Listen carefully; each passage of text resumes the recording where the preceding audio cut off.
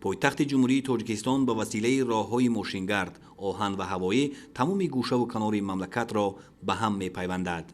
دروازه‌های با شکوه در 4 سمت پایتخت نشانه سنت‌های شهرسازی و نظام استوار شهرداری، صفت‌های نجیب انسان دوستی، برادری و مهمان نوازی ساکنان شهر را تجسم می‌نماید.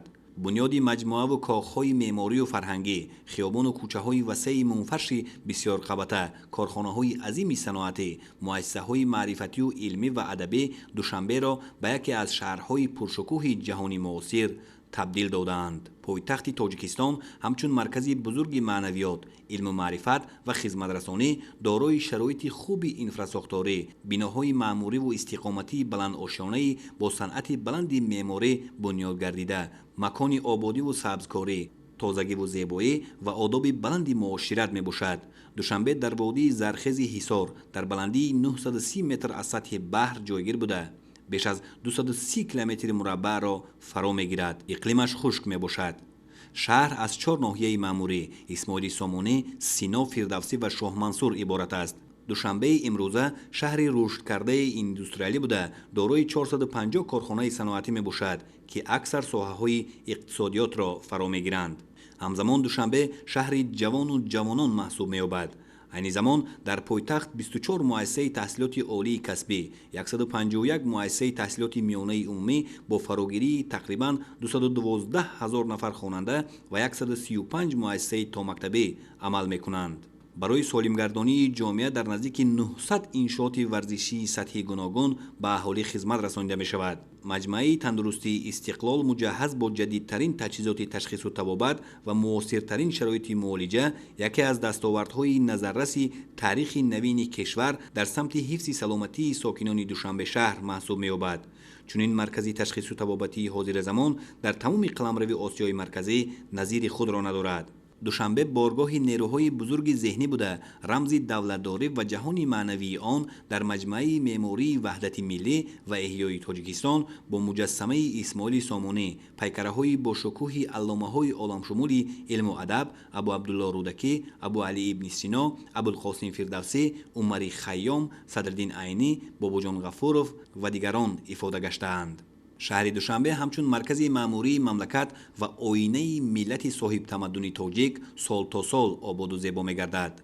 بلندترین پرچم در جهان با بلندی 165 متر محض در شهر دوشنبه قامت افروخته در کتاب رکوردهای گینس ثبت گردیده است. کاخ نوروز از نمونه‌های عالی صنعت شهرسازی معاصر بوده، تجسمگری سبک خاص معماری ملی به شمار می‌رود. نقش و نگار و عنصرهای فرهنگی آرایشی آن تاریخ بیش از 6000 ساله تمدن خلق تاجیک را انعکاس می‌کند. نگاره و اکسپونات‌های آثارخانه‌های تاریخی کشورشناسی پایتخت از جمله آثارخانه ملی تاجیکستان، آثارخانه ملی باستانشناسی، آثارخانه مردمشناسی، خانه آثارخانه‌های نابغه‌های علم و ادب و فرهنگ عالم شمولی تاجیک از تاریخ پرغناوت، مدنیت قدیمه و دیار زیبا منظر و افسانوی تاجیکستان شهادت می‌دهند. تالارهای فرهنگی و کنسرتی دوشنبه تجسم کننده تمدن عالمگیر تاجیکان می‌باشند. شهر دوشنبه نه تنها پایتخت جمهوری تاجیکستان شناخته شده است، بلکه همچون مکان امن و بخطر، جای سیر و تماشا، مکان برگزاری چاره‌بینی‌های سیاسی، اقتصادی و فرهنگی سطح جهانی معرفی گردیده است.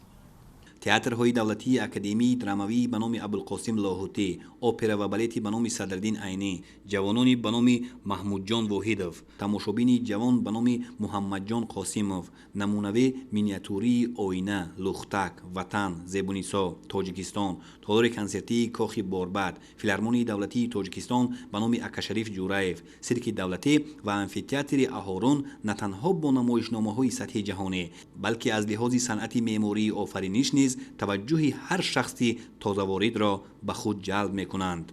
شهر دوشنبه همچون پایتخت دولت صاحب استقلال تاجیکستان و مرکز علم و فرهنگ ملت کهن بنیاد تاجیک باعث افتخار خرد و بزرگ میباشد. آن را بیهوده شهر کتاب و کتابخانه‌ها نمیگویند. در شهر دوشنبه زیاده از 105 مؤسسه‌های فرهنگی سطح شهری و جمهوری عمل میکنند. که میان آنها 7 تئاتر کسبی، 17 باغ فرهنگی و فراغتی، زیاده از 20 کتابخانه‌های علمی و عمومی با تعداد زیاده از 3,120,000 نسخه کتاب، تعلیمگاه‌های هنری میانه و عالی، آثارخانه‌ها، کلوب‌ها، مرکزهای فرهنگی فعالیت دارند. کتابخانه ملی تاجیکستان که ثمره دوران صاحب استقلالی کشور می باشد، از بزرگترین مخزن‌های علم و معرفت در آسیای مرکزی محسوب می یابد. چهارباغ‌های فرهنگ و فراغتی پایتخت محل دوست داشته ساکنان و مهمانان شهر به حساب می روند. تنها طی 2 سال اخیر در شهر دوشنبه بیش از 60 باغ و گلگشت‌های فراغتی در مساحت 1080 گکتار بنیاد و از نوسازی گردیدند. باغ‌های فرهنگ و فراغتی به نام ابوالقاسم فردوسی، صدرالدین عینی، خیام، احمدی دانش، نظام‌الدین علیشری نوایی، واسه، کوری جوانان، باغ استاد رودکی و اخیراً افتتاح باغ کوروش کبیر از زیباترین و دلکشترین مکان‌های فراغتی شهر معنیداد می‌گردند. دستاوردهای نظررس اقتصادی و اجتماعی، شرایط معتدل سیاسی و اعتراف جهانی دوشنبه آن را محل برگزاری همایش‌های بزرگ سطح منطقوی و بین‌المللی گردانیدند. دوام سالهای آخر شهروندان مملکت برای تجلیل با شکوه 30 سالگی استقلال دولتی آمادگی می‌بینند و سال 2021 این جشن بزرگ ملی تجلیل کرده می‌شود. در همه شهر و ناحیه‌های مملکت نقشه چاره‌بینی‌های آبادانی و سازندگی ترتیب داده شده، مرحله به مرحله اجرا شده ایستادند. در شهر دوشنبه به خاطر استقبال سزاوار 30 سالگی استقلال دولتی، بنیاد و تعمیر و تجدید بیش از 4000 بنا و انشاءات به نقشه گرفته شده، علاوه اکثر کلی آن اجرا گردیده است. موافق آمدن جشن 30 سالگی استقلال دولتی با سال پایتخت فرهنگی اتحاد دولت‌های مستقل بودن شهر دوشنبه پدیده نیک می باشد و با باوری گفتن ممکن است که همایش چهاربینی‌های در این دایره به نقشه گرفته شده در سطح بلند تشکیلی برگزار می گردند. مقامات اجرایی حکومت دولتی شهر دوشنبه برگزاری یک قطار چهاربینی‌های فرهنگی و ورزشی را طرحریزی نموده است که میان آنها برگزاری فستیوال‌ها و آزمون‌های مختلف، کنفرانس‌ها، خوانش‌های بدیعی، نمایش مصوره‌ها، نمایش هنرهای مردمی، چهاربینی‌های ورزشی، دعوت نمودن گروه‌ها و صنعتکاران نامی از کشورهای نزدیک در نقشه است. شهر دوشنبه با نظرداشت امکانات و موفقیت‌ها دایر به رشد سیاحی 3 اکتبر سال 2019 ضمن برگزاری جلسه نوبتی وزیران سیاحی کشورهای عضو سازمان همکاری اقتصادی همچون پایتخت سیاحی کشورهای اعضای سازمان همکاری اقتصادی برای سالهای 2020-2021 پذیرفته شده.